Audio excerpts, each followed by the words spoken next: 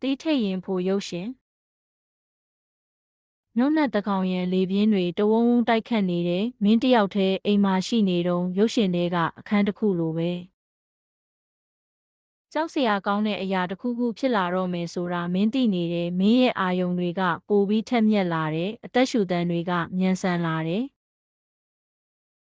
တကားစီကအတန်တစ်ခုကြားလိုက်ရတယ်တဖြည်းဖြည်းနဲ့တိုးလာတယ်ပြီးတော့တကားခောက်တန်း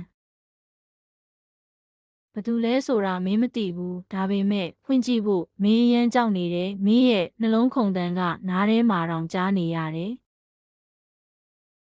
တကားကိုဖွင့်လိုက်တဲ့အခါဘသူကိုမှမတွေ့ရဘူးလေတိုက်လို့လားဒါမှမဟုတ်တစုံတစ်ခုကမင်းကိုစောင့်နှောက်နေတာလား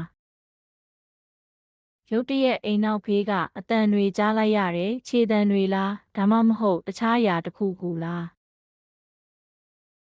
မင်းနောက်ကိုလှည့်ကြည့်လိုက်တဲ့အခါမင်းရဲ့အနောက်မှာအရိပ်တစ်ခုရက်နေတာကိုတွေးလိုက်ရတယ်။အဲ့ဒီအရိပ်ကတဖြည်းဖြည်းနဲ့မင်းစီကိုတိုးကပ်လာတယ်။အဲ့ဒီအချိန်မှာပဲမင်းအော်ဟစ်လိုက်